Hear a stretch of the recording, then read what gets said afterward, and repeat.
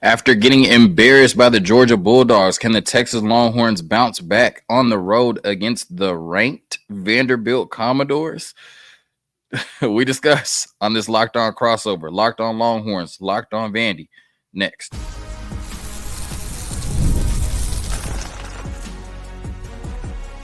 You are Locked On Longhorns, your daily podcast on the Texas Longhorns. Part of the Locked On Podcast Network, your team every day. Who would have thought at the beginning of the season that this would be a ranked matchup, the Texas Longhorns versus the Vanderbilt Commodores? Jonathan Davis from Locked On Longhorns, Corey Burton from Locked On Vandy. This is another Locked On crossover.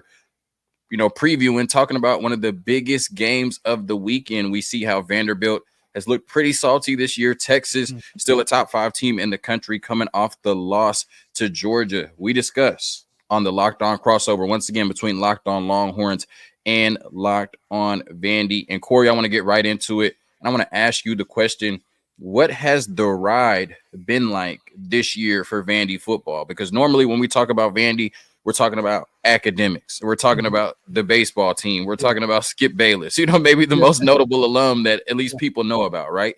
Yeah. But now you look at this football team coming into the season. They get Diego Pavia at quarterback, and it's just been magical, right? Yeah. The first week of the season, they have the overtime win against Virginia Tech. Then you go to double overtime in the first SEC game against Missouri. You beat Alabama for the first time in 40 years. You beat Kentucky. Now this team is sitting at 5-2 and ranked in the AP poll for the first time in a decade, I believe, at number 25. So just what has the ride been like for you covering Vandy this year, Vandy football fans, and just the buzz in Nashville around this team? Well, let's take it back to November. I agreed to do the show back in November because this is a brand new show. So as soon as they walked off the field against Tennessee and Knoxville, it was at its lowest point. It was pretty much rock bottom. I was thinking I was coming into a coaching change immediately, starting the show. Things couldn't have been worse. People were jumping off the bandwagon. The players were leaving in droves, all that good stuff. And then Clark Lee's first move decides to take over as defensive coordinator. When they retain, they say, we're not firing you. He takes over as defensive coordinator. I'm like, okay, that's a pretty solid move. Fires his offensive coordinator. I'm like, okay, that's another solid move. We'll see how it plays out. Then he hires Jerry Kill. So when he hired Jerry Kill and Tim Beck, that's when I was like, okay, he's serious. Because Jerry Kill, if you know a lot about Jerry Kill, he's a program builder. He's done it everywhere he's been. He would be at a major P4 school right now had it not been for his medical problems. But he comes in as the chief consultant to Clark Lee, who really he's the assistant head coach. He's the other head coach. And then they go and get Pavia, and then the rest is history. So the ride has been amazing. It's been from January, they get a new strength program. They get a bunch of people in the portal. And back in January, I was like, okay, I see all these moves. I'm like, this isn't going to be the same Vandy team. They're going to – I don't know what exactly it's going to look like, but it was sometime back in like April, right after spring practice, I made the prediction of bowl game, and people acted like I was crazy. And now we're one game away from that happening. I called the Virginia Tech upset happened. So it's been crazy, like seeing how the fans have slowly started to jump on, because they're always skeptical, how they slowly jump on, and then bam, it's there now. And it's been a lot of fun covering Vanderbilt. Basketball is going through a little bit of resurgence as well, and baseball is baseball. So it's been fun, man. It's been really fun, and Pavia has been phenomenal to watch. This team this year is super fun to watch. Going into the Alabama game, that's obviously the biggest game on, Vanderbilt's schedule. Of course, now this Texas game is pretty big. Vanderbilt, the only SEC team with a winning record against Texas, which is pretty crazy to say, obviously back in the day. But going into the Alabama game, going into that matchup, how confident were you that Vanderbilt could knock off that Alabama team that at the time was undefeated, had just beaten Georgia, and was the number 1 team in the country? Well, I saw something in the second half because I watched that Georgia-Alabama game, and I saw something in the second half where Bama looked a little bit vulnerable. They looked I knew that if Vandy could get them on their heels, they had a good chance of keeping them there, and they did that, and they controlled the ball, and Alabama panicked. So all week I was confident and all those things had to align, but I was like, Vandy can do this. It's not impossible. Whereas last year I would have said Bama can name their score. But yeah, I was pretty confident just based on how Vandy plays, how they played against Missouri, how Alabama kind of shifted in the second half and became a team that was sitting back on their heels and just kind of panicked and didn't really know what to do in that situation when Georgia was blitzkrieging them and stuff like that. So, it was, yeah, I got more confident throughout the week. Yeah, for sure. And then now when you look at this matchup, Texas, Vandy coming into what looks like is becoming, a decent place to play, right? In Nashville, people always talked about that, the biggest thing that may happen to a team on the road going against Vandy is that they have too much fun in Nashville, right? One of my favorite cities. But now you're playing in that stadium. It's a bunch of Vanderbilt fans in there. They're hyped up. They have something to root for, and it could be a tough place to play. And so going into this matchup against Texas, what are your thoughts between Vandy and the Longhorns? I never thought I would say Vandy Stadium was a tough place to play, but it's starting to turn that way, and the renovations are only going to help that. But it's always been a weird environment at Vanderbilt because it's like kind of a home road game for Vandy, and so the atmosphere is always kind of weird and it throws teams off a little bit. But, coming into this matchup, like I want to see how Texas responds to losing to Georgia. And I want to see kind of how they respond with the quarterback situation. I want to see kind of how they respond because Texas is the most talented one, aside from Georgia, the most talented team in the country. I mean, I really believe that Texas is an amazing team, and I think they do a lot of great things well. And they just kind of ran into a Georgia team that was extremely motivated and had a great game plan against them. So I wonder how mindset-wise how you guys are coming into this game as far as, okay, we've got some things now that we didn't know were problems. Do those spiral, or do you quickly fix them and get back on track and take care of business? That's kind of like the if factor. Like Vanderbilt is hoping that Texas is still kind of reeling a little bit after that loss, still trying to figure out the answers that they didn't know they needed. And Diego Pavia can come in and sneak up on them and get them. But the flip side of that is Texas is very capable of coming in here and just running over them and running past them just like that.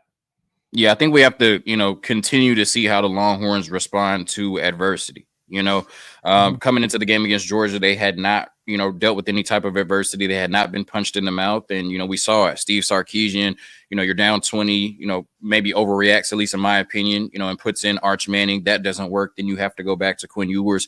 Quinn Ewers plays one of his worst games at the University of Texas, certainly probably his worst game in a couple of years. So how does he respond coming back, against Vanderbilt, right? Is his confidence shaken, or is it just, back to business now that he's not playing a defense that can get after you like Georgia? We saw a team that was not able to run the ball last week, and we saw what the Steve Sarkisian offense, more importantly, looks like when you're not able to run the ball. So do they come into this game, which I think is, going to be a very interesting storyline, right? Does Steve Sarkisian kind of get back to the basics and come back and say, okay, we need to run the ball and then take our shots on the play action, the RPO outside of that? Or does he come into this game and say, Quinn Ewers, you were obviously visibly shaken last week, had a bad game. We want you to come out and get comfortable and get that confidence back by throwing it all over the yard. And then when you look at it, when you look at the type of plays, and we'll talk about him a little bit more in the second segment, but the type of playmaker that Diego Pavia is, do you want to get into that type of shootout where it's, Quinn Ewers versus Diego Pavia, possibly who has the ball last going into the fourth quarter? So there's just so many interesting storylines or matchups in this game, but I do think we need to see some resolve from the Texas Longhorns, right? See what type of fight, the Texas fight that we talk about all the time, that they have, right? Because when you look at Vanderbilt now, obviously, based on what they've done through 7 games, this Texas team can't. I mean, at least I hope they can't just think that they can, walk into Nashville and just beat Vanderbilt, and this is going to be an easy game coming off of Georgia. This is going to be a dogfight, right? I mean, this team, Vanderbilt, the Commodores, are playing up against some of the best talent in the country. At that point, Missouri was still a top 10 team, And we thought, Missouri may be, a playoff contender. Now, kind of remains to be seen. But at that point, Missouri was still looked at as one of the best teams in the country. Vanderbilt takes them to double overtime, right? And then you play against Alabama. Nobody gives Vanderbilt a chance. They beat them. Then Vanderbilt gets disrespected again against Kentucky. I think y'all were. Double digit. How many point favorites were Vanderbilt against Kentucky? Kentucky against Vanderbilt. 13.5 was the final. 13.5 after y'all beat Alabama and then y'all beat Kentucky, right? So at this point, there's no way that the Longhorns can just come in and think that they can just beat up on Vandy. But, you have to respond, to losing to Georgia, and you have to come back and show your dominance. You're still a top 5 team in the country. Like you said, still one of the most talented teams in the country. And I think they need to come in and put that on display against the Vanderbilt Commodores, but it's not going to be easy. And that's why it's 2 ranked teams playing against each other. It's going to be one of the best matchups in the country. We're going to get to our sponsors real quick, and then we're going to talk about more Vandy and more Texas in the second half, one of the few ranked matchups in the country this weekend. And, of course, it's in the SEC, where it just means a little bit more. All right, this Locked On crossover between Locked On Vandy and Locked On Longhorns brought to you by FanDuel. Hey, NFL fans, college football fans alike, you can start the season with a big return on FanDuel, America's #1 sportsbook. So when you get a hunch in the middle of the game, you can check out the latest stats, view live play-by-play, and so much more on the same page where you place your bets. You'll get started with $200 in bonus bets guaranteed when you place your first $5 bet. So that's FanDuel.com. Place your bets today. Now, Corey, what I do want to ask you is we talked about a team that's been, just absolutely electric in SEC play, probably a few plays away, right, from beating Missouri and being undefeated in SEC play thus far. But this is also a team that lost to Georgia State, a Georgia State football team that has not won a game since they beat Vanderbilt, right? So what happened there, and, how do we know what Vanderbilt team is going to show up this weekend? Is it the team that beat Alabama, or is it the team that lost to Georgia State? I think the team that lost to Georgia State would have lost to Ball State last week. I think that was a weird occurrence where they didn't want to be there. They were out of it mentally. They weren't focused. They didn't take care of the ball. Pavia was off. The defense was off, and they just didn't want to be there. And they were like, we're playing a G5 game on the road, and that's just lackadaisical loss of focus. And Georgia State was extremely motivated. I think you're going to get the team that showed up against Alabama, honestly. And I think they learned from that experience. I think they walked off the field completely embarrassed and humiliated at Georgia State. And Pavia, I guarantee you, lit into that team. He's probably one of the best player leaders that I've seen in quite some time on any team. And he probably lit into that team, and they bought hook, line, and sinker. The very next game, they take Mizzou to double overtime. They're like 3 plays away from winning that game. A couple missed kicks and a deep ball to Luther Burden away from winning that game. They go out and beat Alabama. They go on the road and beat Kentucky, and then they have a little bit of a mental letdown, but they do beat Ball State. Whereas like normally a mental letdown for Vanderbilt is a loss in that type of situation, but they were able to do enough to win that game, and it was obvious they were looking ahead to Texas. And they're excited about Texas. They've had a really good week of practice so far, and getting a couple guys back from injury is going to kind of really boost morale with Langston Patterson and Miles Capers on defense, and that's going to be good for them. But for Texas, I want to know, because anytime a team plays against an option style team, it's always a challenge. It's always tricky. Do you think Sark has been working on option periods throughout the whole seat, like throughout the spring, throughout summer camp, and like really kind of getting ready for this? Or is this just one of those things where they were like, hey, this is Vandy, we're just going to deal with it when we get there? But the option attack it's not easy to go up against, and it really focuses on putting guys on islands. And what Vandy does a really good job of is spreading the field out and putting those guys, isolating those conflict defenders, and really forcing them to make plays in space. Texas has got to be ready for that. How do you think they're preparing for that? How do you think they're ready for that, especially with the guys on the edges, the safeties, the outside linebackers, and even the inside linebackers at this point? Yeah, I think somewhere in the middle of that philosophy that you mentioned, right? I don't think that, all offseason they were thinking about, the Vandy offense and what this was going to look like. I'm not even sure if they knew, if anybody knew, if you knew, what the Yeah. Vandy offense would look like and, how potent it would be. But I also don't think, they're coming into the game, especially after what happened against Georgia and just saying, oh, it's just Vandy. We'll figure it out when we get there. And I think, this defense has looked really good. But if there's one kind of Achilles heel or one place that you can possibly get this Texas defense, look, when you got one of them playing in Nashville, when you lose players like Tavondre Sweat and Byron Murphy up front, you're not going to have the same run defense that you had last year that was, number 3 in the country. And so you're going to have to be disciplined, right? You're going to have to be focused, gap sound, football sound, and really be where you're supposed to be, because this Vanderbilt offense gives you so many different things to defend. And, if you're out of place, next thing you know, Vanderbilt is running it in, hitting their head on the goalpost for 6. So I think that is going to be a very interesting matchup. When you see this Texas run defense, it has not been great, right? It's been good at times, but it's not been great. They gave up a 50 to 60-yard run to the UTSA running back. They gave up a 100-yard rusher against Colorado State. Obviously, Trevor Etienne went for over 100 scrimmage yards last week, in the Georgia game. I think 85 of those rushing. So that definitely is a place, where Vanderbilt can certainly have some success against this Texas defense. And it's not just the running backs, right? Diego Pavia, just a magic maker. I've seen him. He's sneaky fast, right? Just making plays, making defenders miss. So, you could look up and, give up 50, 60 rushing yards to him, if not more, if you're not careful. So, that's certainly going to be one of the biggest matchups. Can this Texas defense be gap disciplined and gap sound and, prevent, Vanderbilt from really being able to run the ball, control the clock, and be dynamic with that running game? And it sounds crazy because Diego Pavia can beat you both ways, but can you force him to stay in the pocket and force him to beat you with his arm from the pocket? Because when you look at Diego Pavia, like I said, he's just a playmaker. And to me, he's a force multiplier, right? He's the type of quarterback that is going to make everybody around him better. When you look at this Vanderbilt roster, there's not too many names that jump out at you. But then when you're playing against them or when you're watching them on Saturday, you're like, damn, right? He's making plays. He's making plays. Yeah. He's making plays, right? And I think it's, like you said, Diego Pavia, just a leader, a playmaker. I think that he gets the most out of all of his guys. And he talked about how growing up, coming up watching football, Johnny Manziel was his guy.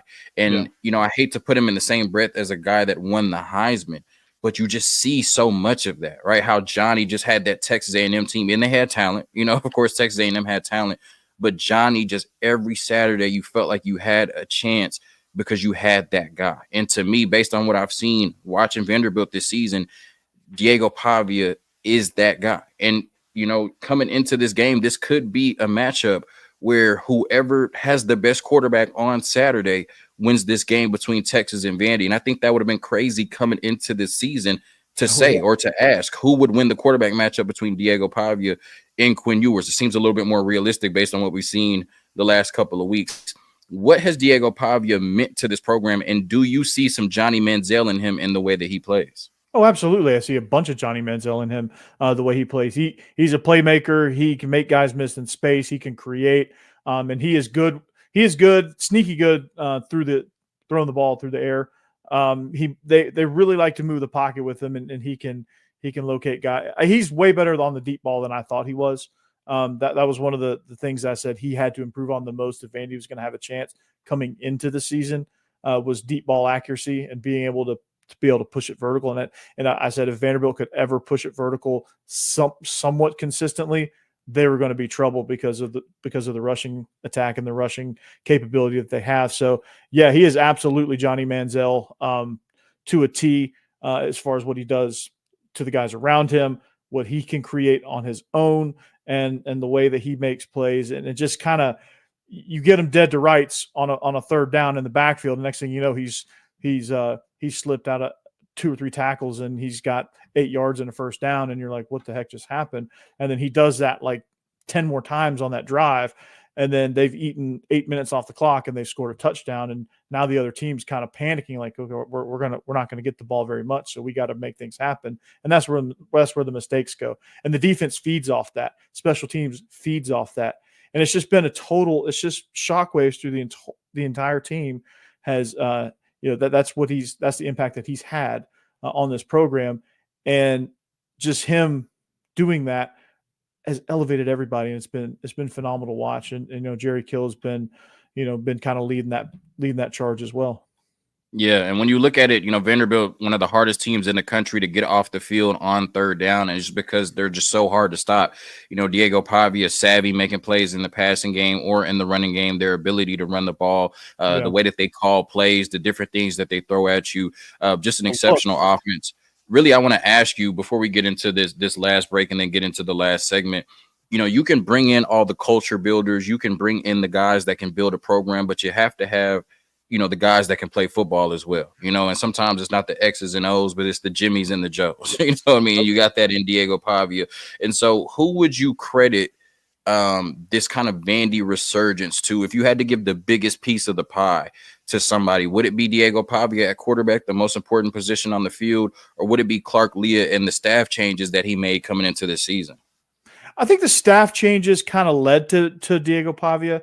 If they don't get Tim Beck and Jerry Kill, I don't think Diego Pavia is Diego Pavia. They all kind of came as a package deal. So, you know, there's kind of like multiple answers on that. But if I had to pinpoint one move, it would be Jerry Kill. Okay. All right. Good answer. Good answer. A quick word from the sponsors. Again, talk a little bit more about Vandy and Texas, and then we pick the game, right? Who wins the game and why? What needs to happen for Texas to win? What needs to happen for Vanderbilt to pull off their second huge upset of the season? All right, this Locked On crossover also brought to you by Gametime, the best ticketing app in the industry. Gametime has a new feature called Gametime Picks that makes getting tickets to see your favorite teams play live even easier. Gametime Picks filters out the fluff to show you only incredible deals on great seats, so you don't have to waste time searching through thousands of tickets. Priority Gametime Picks creation makes it easier to save more on sports, concerts, comedy, theater, etc. All in pricing. Toggling this feature shows the total up front with no surprise fees at checkout. Seat views, get a panoramic view from your seat in the app before you buy. The lowest price guarantee your Gametime will credit you 110% of the difference. Gametime ticket coverage. Your purchase is covered with the most flexible customer service policy in the ticketing industry. So take the guesswork out of buying tickets with Gametime Picks. Download the Gametime app, create an account, and use code LOCKEDONCollege for $20 off your first purchase.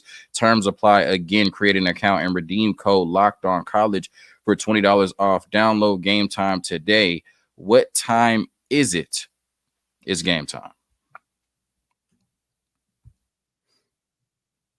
Corey, when you look at this matchup, you know, like you said, Texas is one of the most talented teams in the country. Texas still, even with the loss to Georgia, a bona fide, legitimate national championship contender.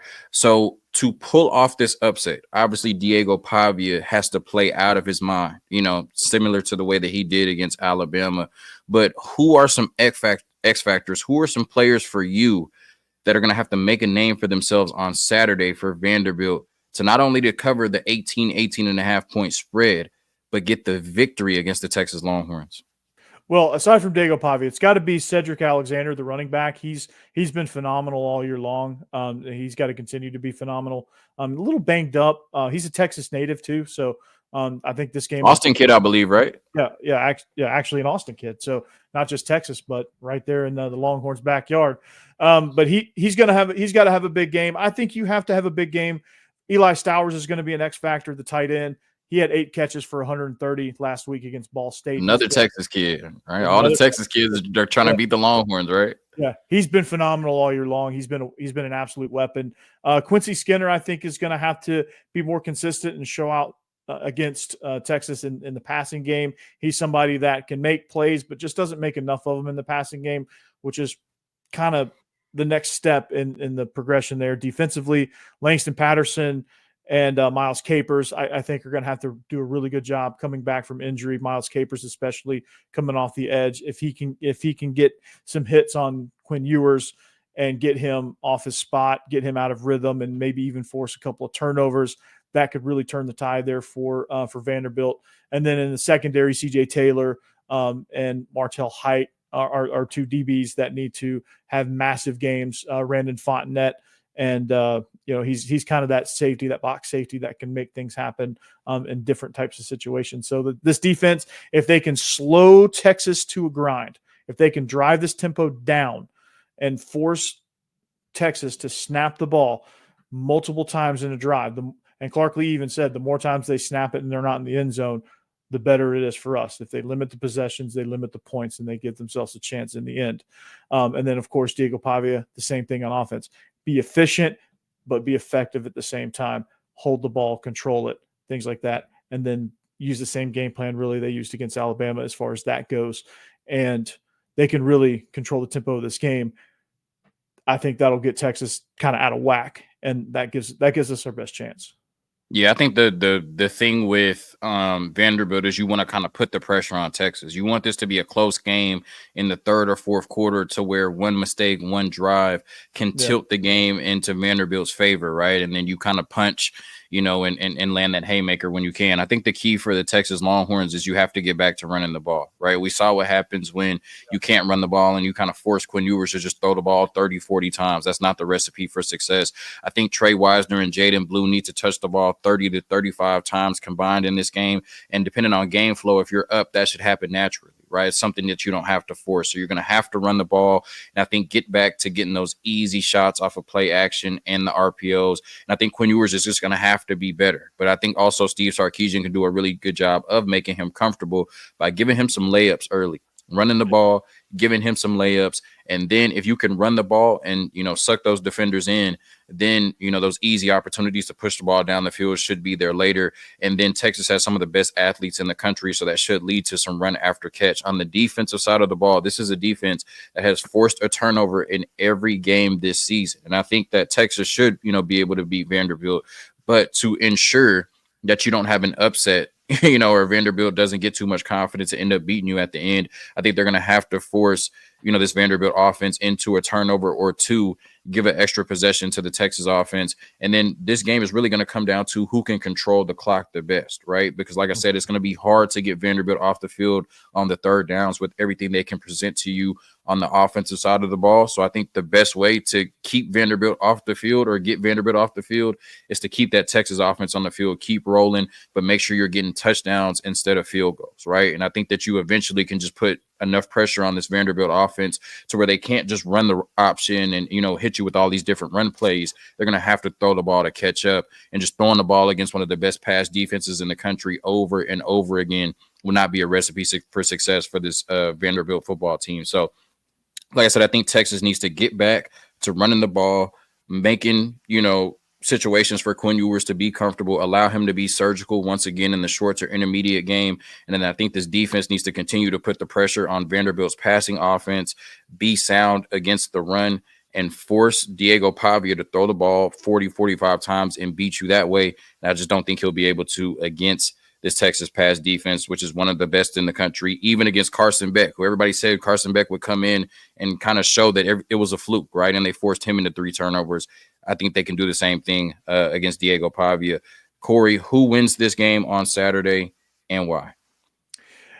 I'd be remiss if I didn't pick Vanderbilt. I mean, I think they're going to pull the upset because I think they're going to be able to control the clock. I think until a team proves that they can't control the clock and control the tempo, an SEC team that is. I think they're going to do. I think they're going to do that, and I think Pavia's going to have a massive game. I don't think he's going to have to throw more than 20 times, and I think they're going to. I think Texas is going to be still kind of off kilter, and that's going to put them out of rhythm. Yeah, I think Texas wins this game, one, just because, I think there's just too much, right? I think they just have a little bit too much for Vanderbilt, but I guess Alabama coming into, Nashville probably said the same thing. Conventional wisdom would say, throw that out with this year's Vanderbilt team, throw that out the window, really. Right. And I think when you look at it, I think the worst thing for Vanderbilt is that this is no longer a trap game. Right. Yeah. I think if they had not lost to Georgia, if they had beat Georgia, they were riding high, they were still the number 1 team in the country, that you could be smelling yourself a little bit too much and then come in there against a tough Vanderbilt team and, not play your best football. I think the fact that they got embarrassed on national TV in the fashion that they did against the Georgia Bulldogs means that Vanderbilt will probably get the best performance that we've seen from the Texas Longhorns this season. I think that Quinn Ewers at this point, because he got benched, albeit for 2 series, I mean, he's fighting for his life, fighting for his job, fighting for his draft stock, right? So I think we see a renewed version of Quinn Ewers. And I think this defense that, was playing lights out against, Georgia and lost that game. I think they come back and, continue to take everything that's been said about them personally, that they haven't played anybody, that, they aren't really elite. They've just played a bunch of bad offenses. And I think they come out and make a statement against Vanderbilt. So I think that this team shows resolve. There's too much talent on it. There's too much there's too good of a culture that's been built over the last couple of years. This isn't the same Texas football team, and I think they have an opportunity to prove it, right? And then the narrative is, because we hadn't played anybody before Georgia, that, maybe Texas isn't SEC ready. And, if you can prove it against Vanderbilt, I guess this would be the time to do it. So I think Texas comes out and, proves that they're SEC ready this Saturday and gets the win against a very tough Vanderbilt team. I'm not sure if they cover, but covering only matters for the people that are putting money on the games, right? For Texas, whether you win by 1 point or 18 points, you're just trying to go to Nashville and get a victory. So any last thoughts on this matchup, Corey, before we get out of here? Yeah, I didn't have back in January on my bingo card that Texas was going to be a pivotal game like this. When I was going through my schedule analysis, I was like, originally I was chalking this one, loss. Okay, Vanderbilt's going to go 6-6, but Texas, Alabama, Missouri, we're all going to be losses, and we're here now. So it's new territory, and I like it. And this is going to be a fun matchup, and I hope you Longhorn fans enjoy Nashville. Oh yeah, I don't think you have to hope anybody enjoys Nashville. It's such a fun time in that city. And I'm just gonna say, it's crazy going into this game that Texas and Vanderbilt are both ranked. I mean, I don't think it's crazy that Texas is ranked, but obviously Vanderbilt at number 25, first time in a decade that they're ranked. And I'm sorry that it's only going to last 7 days for y'all, but yeah, it's only going to last 7 days for y'all. Thank y'all for tuning in to a Locked On crossover, Locked On Vandy, Locked On Longhorns. Make sure you're subscribing to both channels for great content on the Texas Longhorns and Vanderbilt Commodores, and should be one of the best games in the country this weekend, a big time ranked SEC matchup where it just means more. Peace. Peace.